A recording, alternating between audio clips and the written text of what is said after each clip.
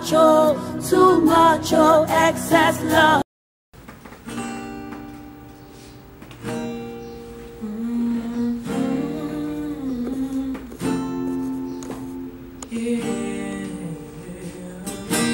Mon histoire, ma conversion. Anayoki Kongongo ya Yesu Kristu. Azolo bilanga na motema. Na bomula makanisi na yakinango. Yes. Azobeta ne kuke ya motema na Sikomo kusezo matanga na maboko ya Natikala boyetenga na pese loko ya Hey Mokonja mapinga azawa wana pese loko Hey, asimba lola mabele na ponze loko ya Kona simba Yesu yo. Oh, oh, oh, na simba Yesu yo. Oh, oh, oh. Bonjour à tous. Je m'appelle la servante de Dieu Raissa Mutamba, depuis l'Afrique du Sud, présentement sur Kinshasa. Voilà, je suis ici pour vous parler de mon histoire, ma conversion. Je ne suis pas seule, je suis avec le pasteur Gaël, je suis avec ma grande sœur Ruth Kala, je suis avec Ketia Feza, je suis avec le meilleur guitariste, Jonathan, ainsi que tout le monde du public. Et j'aimerais vraiment qu'on se sente à l'aise parce que j'aimerais vous parler d'une partie de ma vie qui fait de moi celle que je suis aujourd'hui. Alors il s'agit donc de mon histoire et de ma conversion. Je suis l'aîné d'une famille de 3 personnes, ma petite sœur ainsi que mon petit frère. Je suis né dans une famille dite chrétienne voilà, je connaissais le nom et la personne de Jésus depuis mon enfance. Seulement, je n'avais pas la révélation sur qui il était, ce qu'il pouvait me donner. Alors, mon expérience avec Christ a commencé à l'âge de 8 ans, je vais dire, parce qu'à 8 ans, un jour, j'étais en train de jouer avec mes amis. Pendant qu'on jouait, on jouait à cache-cache. Et moi, là où je suis allé me cacher, le Seigneur m'a parlé. C'était un peu bizarre, le Seigneur m'a parlé. Il m'a dit, regarde dans le ciel, je vais te montrer quelque chose. Alors, j'étais quelqu'un de très imaginatif depuis mon enfance, donc moi, je me disais, ok, total. Je regarde dans le ciel et je vois un symbole. Et je me rappelle avoir dit au Seigneur, j'avais 8 ans, je l'ai dit, si c'est vraiment toi, j'aimerais que tu écrives mon nom dans le ciel. Et j'ai vu des nuages distincts. C'est vrai que quand on regarde des nuages, chacun peut voir ce qu'il veut. Mais j'ai vu des nuages se placer et il y avait comme mon nom dans le ciel. Wow. Et j'ai dit à Dieu, ah si c'est encore toi, laisse que tu écrives une autre chose, je ne sais plus ce que j'avais demandé. Et je vois ça dans le ciel. Sur ce, j'ai quitté le jeu, je suis rentrée à la maison, j'ai même plus joué, je suis rentrée à la maison. Je me rappelle, on m'a servi à manger, je ne voulais pas manger, je voulais juste prier. Et ce jour-là, je suis allée dans ma chambre et j'ai pleuré comme un enfant que j'étais. J'ai pleuré, j'ai dit à Dieu que je l'aimais, que j'allais le servir et tout. Mais évidemment, je ne comprenais pas ce que je disais. Peu après, j'ai continué dans ma vie et tout. Il s'est fait qu'en passant, depuis mon enfance, j'étais en contact avec beaucoup de choses qui ont trait à l'homosexualité. Ce qui fait qu'à un très bas âge, je vais dire déjà 5 ans, j'avais ces choses-là en moi. Alors en grandissant, puisque je faisais le sport, je me voyais plus comme un homme qu'une femme. Et ça fait que donc j'ai grandi dans ces choses, ces pratiques-là. Et à l'âge de 14 ans, je me rappelle, donc nous étions à l'église. Là, j'étais maintenant ici à Kinshasa. Et pendant le culte, le pasteur a commencé à parler du Saint-Esprit. Moi, j'ai toujours cru que le Saint-Esprit, c'était une force. Donc moi, je me disais que il parle d'une force. Mais seulement, plus il parlait, plus je sentais quelque chose monter en moi. Et je me suis projetée devant. C'était donc le pasteur Alphonse Fika de Sanctuaire Héritier des Promesses. Je me suis projetée devant. J'ai commencé à pleurer. Il a prié pour moi. J'ai parlé en langue, donc à l'âge de 14 ans. Et j'ai fait pratiquement 6 mois, 5 ou 6 mois comme ça. Je ne faisais que prier. Je ne faisais que prier. Je jeûnais, je prophétisais, je voyais des choses. Mais je suis en train de vous parler de mon histoire et de ma conversion. Je n'ai même pas encore touché la conversion. Ça, c'était juste des contacts que j'avais avec le monde spirituel, le monde chrétien. Mais jusque-là, je n'étais pas encore convertie. Alors, je me rappelle une fois, j'ai fait 3 jours, j'étais en train de prier. Pendant 3 jours, je ne suis pas sortie, je ne me suis pas lavée, je n'ai pas mangé, je ne suis pas partie à l'école. Et donc, ma mère, elle s'inquiétait, elle a appelé ma tante. Elle dit à ma tante, appelle, parle avec ta fille ici, on ne comprend pas ce qui se passe.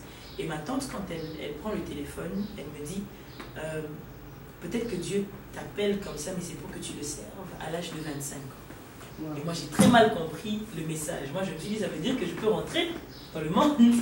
Et à 25 ans, je vais bien me convertir. Alors, j'ai commencé à me refroidir. Vous savez, c'est ça, avec les choses de Dieu. Quand tes motifs ne sont pas bons, l'ennemi peut facilement te faire divaguer. Moi, je priais, mais je ne savais pas pourquoi je priais. Je parlais en langue, mais j'avais rien qui m'ancrait dans le Seigneur.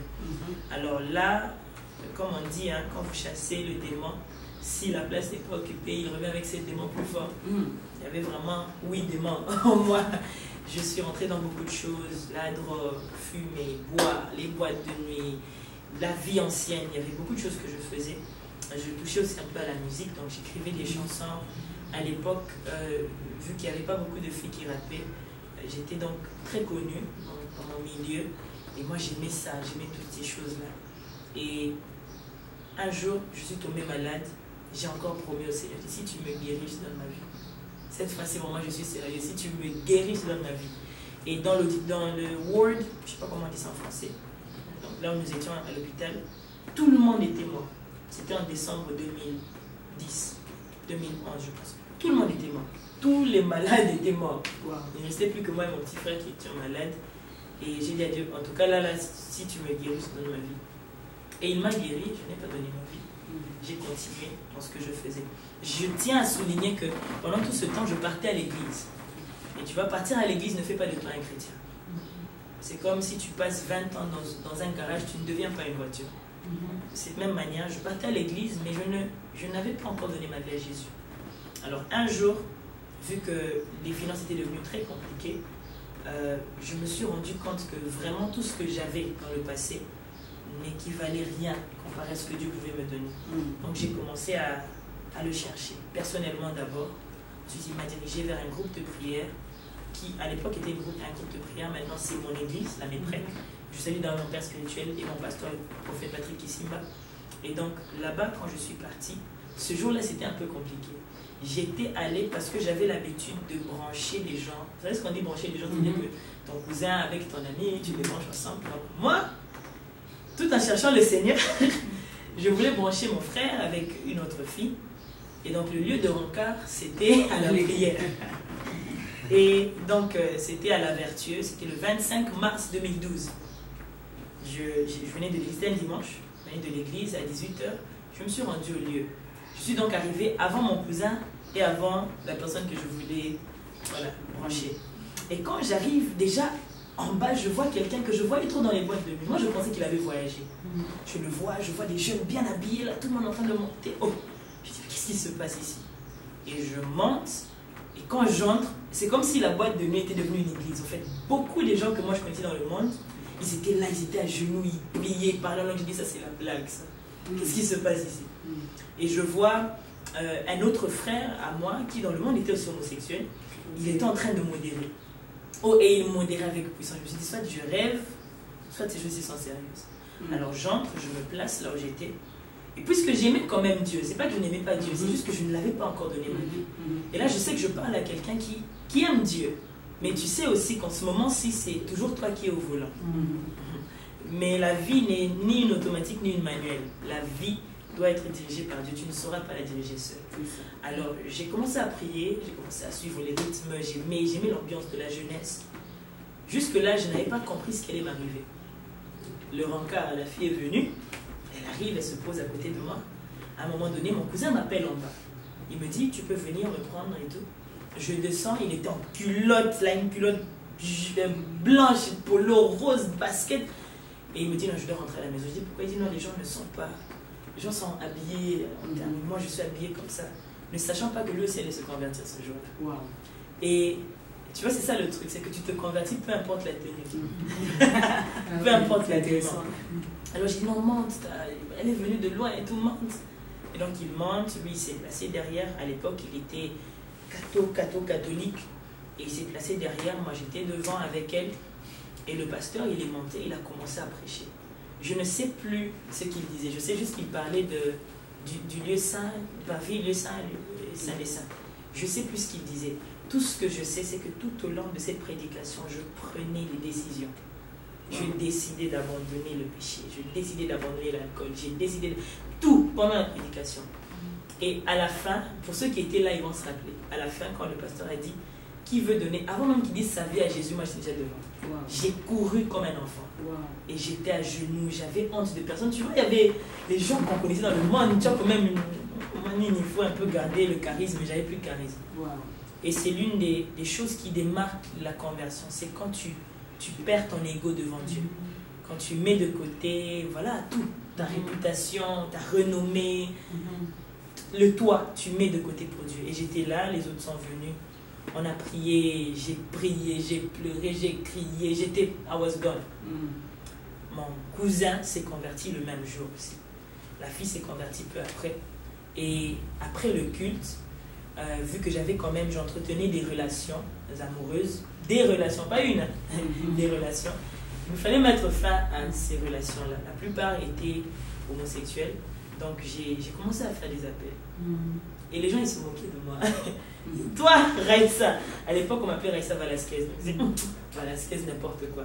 Et j'ai donc écrit à certaines pour dire, voilà, moi, désormais, je fais ça. Et elle ne me croyait pas. Elle m'a donné du temps.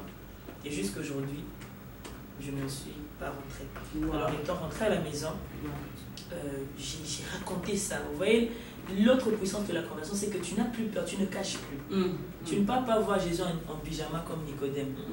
Tu n'as pas peur de le voir n'importe quand. Yes. Alors je suis rentrée à la maison, j'ai dit à maman, j'ai dit à mes frères, je sentais que ce n'était plus moi qui vivais.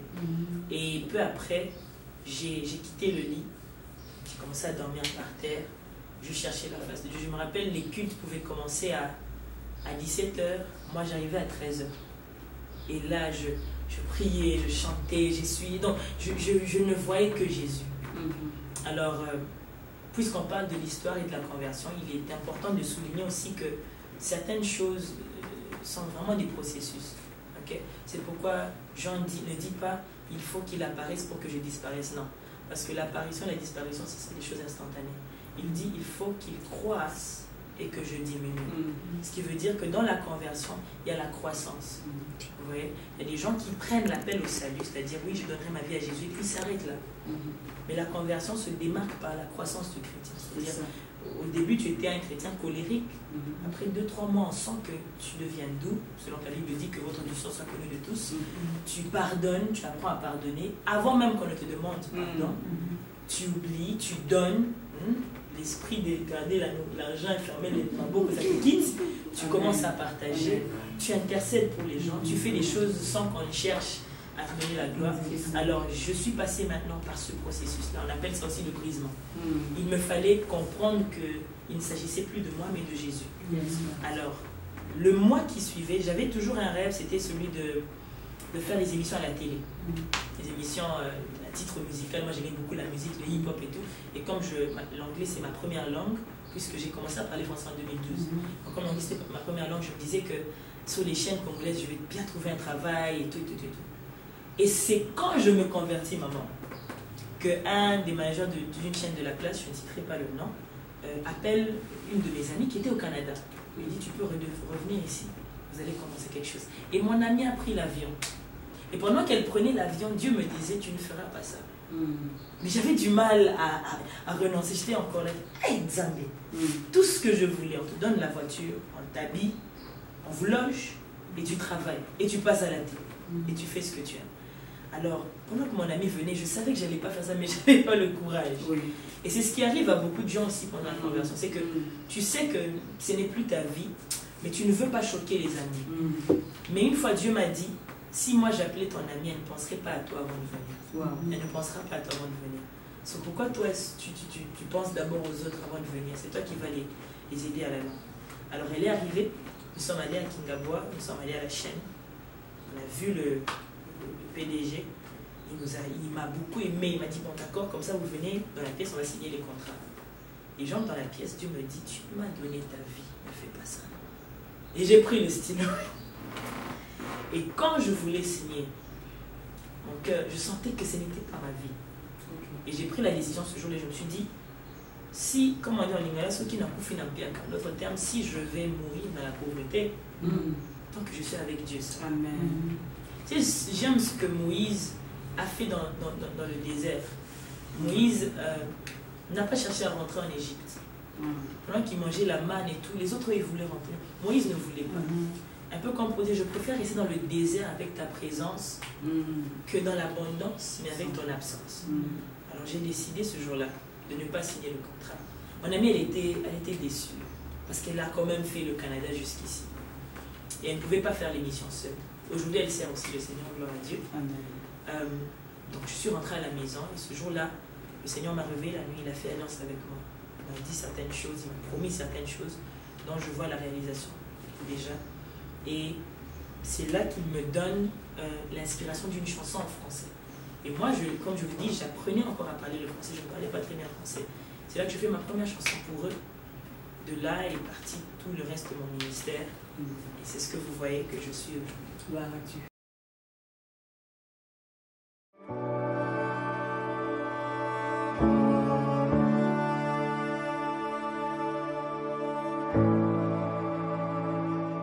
Mon histoire. Je ne connais pas quelle est ton histoire, mais je crois que le Seigneur est en train de faire un travail dans le cœur de plusieurs personnes ici. Et je crois que par cette vidéo, Dieu est en train de te préparer pour passer aussi sur cette émission un jour et témoigner de ton histoire, mais aussi de ta conversion. Ce que j'aime avec Dieu, c'est qu'il donne à chacun l'occasion de lui donner sa vie. Et en réalité, ce que nous donnons à Dieu, ce n'est pas notre vie, mais notre mort. Parce que sans Jésus, nous n'avons pas de vie. En réalité, tu lui donnes ce que toi tu appelles vie, mais qui est en réalité la mort. Et tu prends de lui ce qui est la véritable vie. Alors j'aimerais appeler, inciter, encourager quelqu'un. Tu es peut-être là en train de me suivre. Tu suis souvent les émissions chrétiennes. Tu suis souvent les choses de Dieu. Tu connais beaucoup de chansons chrétiennes. Tu en as d'ailleurs dans ton téléphone. Tu pars à l'église. Peut-être même que tu es protocole. Peut-être même que tu es dans les médias. Mais tu sais qu'en réalité, c'est parce que tu es né dans cette tradition, dans cette coutume-là, ou parce que les gens le font que tu le fais. Mais en réalité, tu n'as pas encore donné ou cédé le volant à Jésus. Je ne te parle pas de porter le titre d'un chrétien, mais d'avoir la vie d'un chrétien. Car nous ne sommes pas seulement appelés à prier au nom de Jésus, mais à vivre de la part de Jésus. C'est à ça que j'aimerais t'inviter aujourd'hui. Là où tu es, je sais que tu es peut-être avec les gens, je sais peut-être que voilà, tu n'as pas prévu de faire cette prière, mais je sais que Dieu est en train de toucher ton cœur. J'aimerais que tu pries avec moi. Je vais prier pour toi, j'aimerais que tu pries ensemble avec moi. Et que tu dises ceci avec moi. Seigneur Jésus, j'ai suivi cette émission. Je commence à me rendre compte que c'était toi qui avais préparé mon cœur pour cette émission. Ceci était un complot entre toi et Jésus. Pour que ma vie soit sauvée aujourd'hui. Éternel, j'adhère. Aujourd'hui, je te donne ma vie. Au-delà de partir à l'église, j'aimerais te donner ma vie. Seigneur, je ne sais pas comment bien prier. Mais toi, tu sais comment faire de moi une bonne personne qui prie. Je ne sais pas comment te suivre. Mais toi, tu peux m'aider à te suivre. Aujourd'hui, devant cette vidéo, je prends l'engagement de te donner ma vie et de te suivre. J'abandonne tout ce qui était mien à tes pieds. S'il te plaît, Jésus, aide-moi à marcher désormais avec toi. Et laisse que toute chose devienne nouvelle et que l'ancien passe. À partir de maintenant, je suis à toi et tu es à moi. C'est en ton nom que j'ai prié. Amen. J'aimerais te féliciter, toi qui viens donner ta vie à Jésus. Que Dieu te bénisse abondamment. Au-delà de ça, il faut une croissance. Je pense que les numéros de la chaîne, les numéros de l'émission seront diffusés quelque part. Vous pouvez nous contacter en inbox et l'homme de Dieu qui dirige cette émission va vous aider. peut-être vous diriger, vous orienter vers une église si vous n'en avez pas. Sache qu'à partir de maintenant, tu es un enfant de Dieu. Moi et toi, on a le même sang, le sang de Jésus. Que Dieu te bénisse abondamment.